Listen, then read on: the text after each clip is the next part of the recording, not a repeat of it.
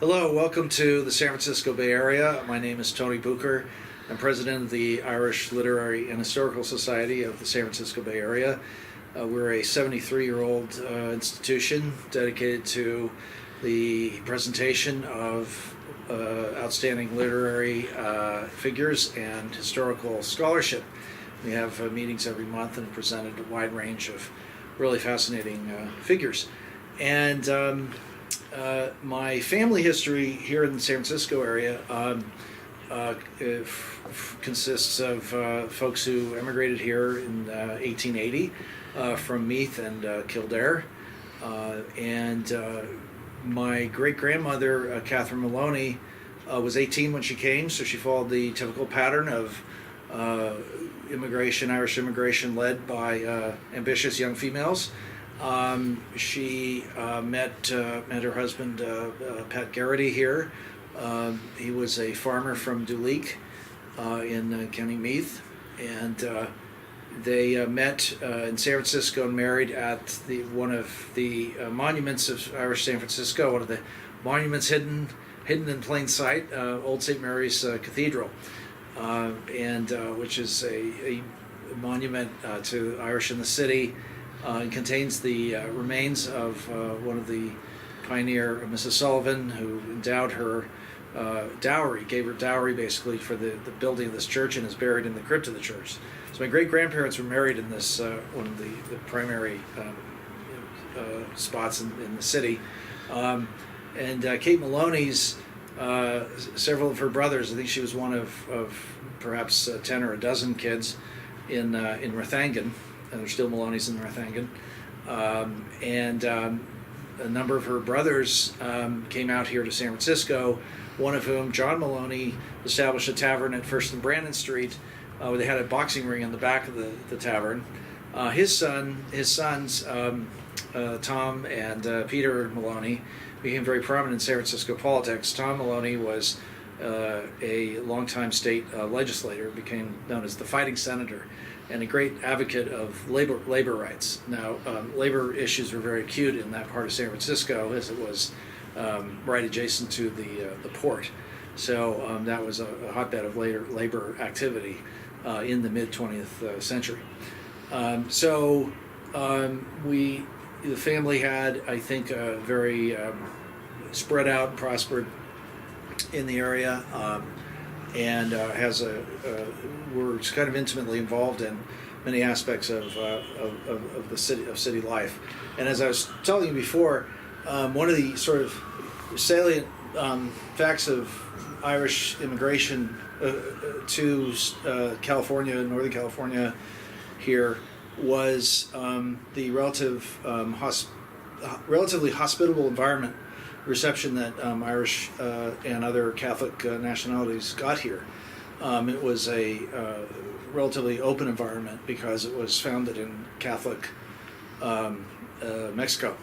So, and there were in fact Irish who came here prior to this becoming the United States, who were well established and in many cases married into the California families of the area. The other, I think, salient fact that makes this area interesting is, as we've received successive waves of Irish immigration throughout the more than 150 years of the Irish experience here, it has refreshed a actually fairly kind of stable Irish American presence.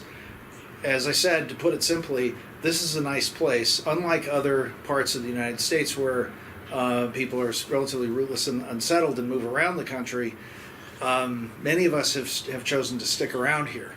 So you will have people like myself. I'm not particularly unusual in being someone who has family roots going back 4 and 5 generations, or even 6, which in American terms is quite something. And so you have actually in our community a combination of these deep roots, this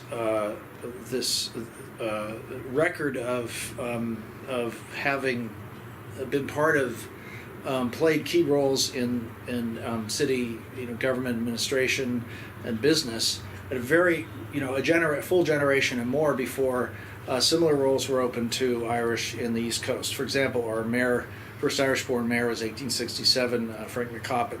That was, I think, 30 years before you had a similar ascendance to the top of city government in a city in the East Coast.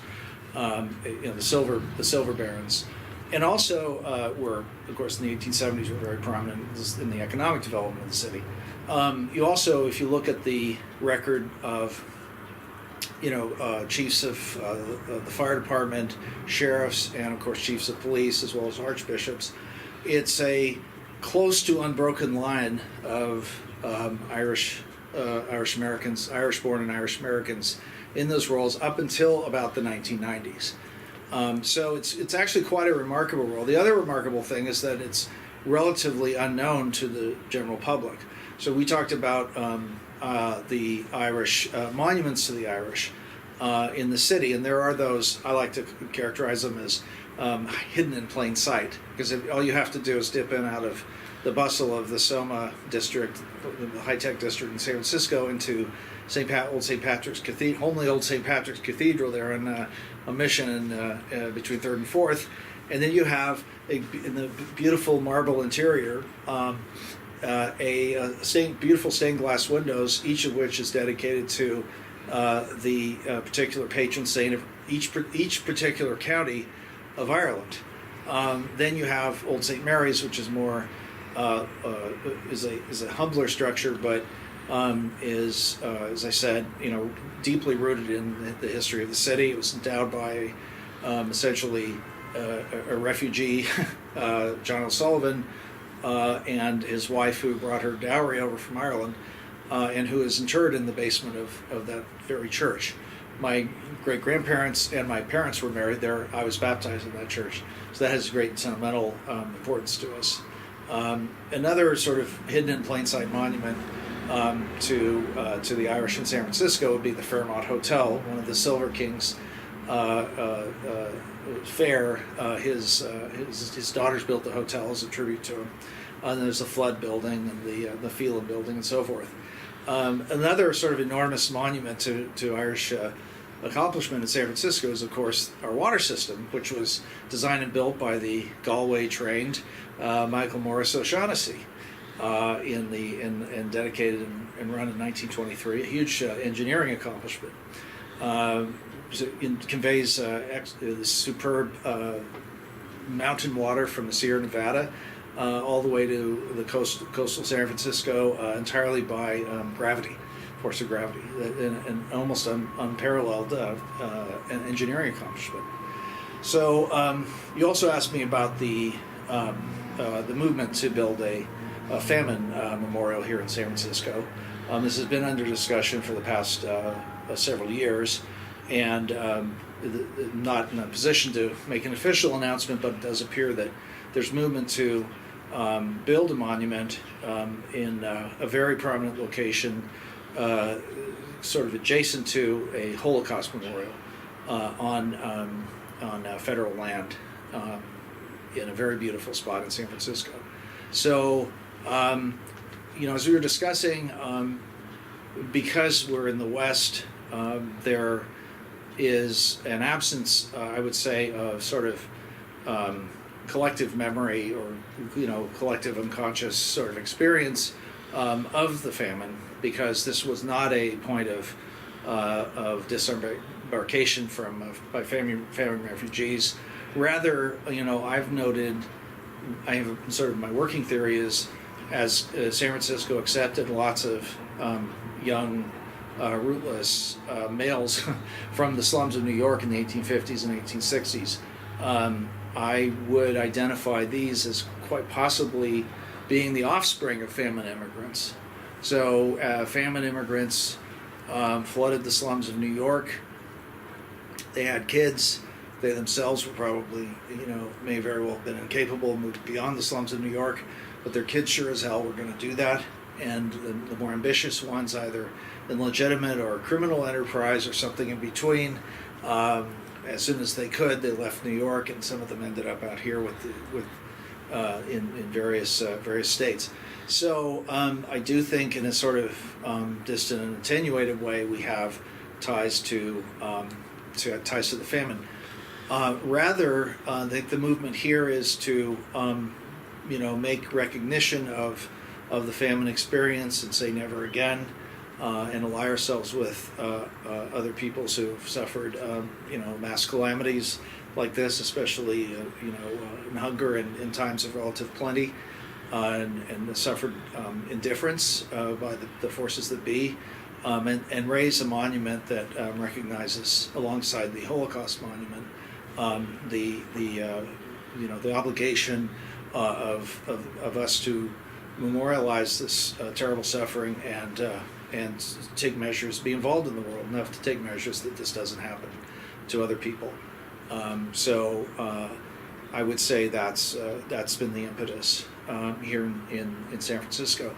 And as I mentioned, the other thing is I think it's important personally that this monument reflect our tradition of excellence, for lack of a better word, but the sense that San Francisco is able to do something very well and fitting to a high kind of artistic standard, aesthetic standard.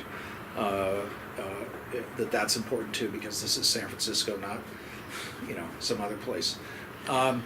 And finally, you were asking me about the Crossroads Irish American Festival Oral History Project. So we have been part of, my colleagues Hillary Flynn and Margaret McPeak run this excellent annual festival. As an outgrowth of the festival, they launched an initiative about 10 years ago to start to collect the stories of the 1950s generation of immigrants from Ireland, which was a distressed time.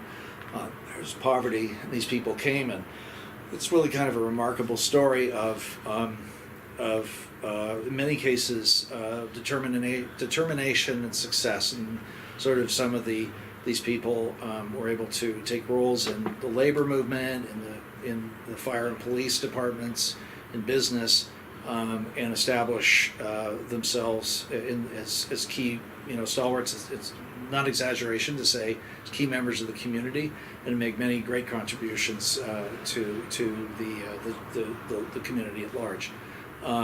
So we benefited a great deal from the immigrants of that era, and there are in existence well over 60 interviews in digital format being held by the Crossroads Irish American Oral History Project, and I believe the History Room in the San Francisco Public Library.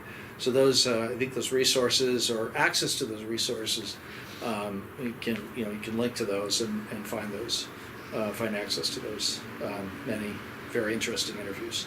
And in San Francisco, the people are interesting, very interesting people. So I think you'll enjoy that.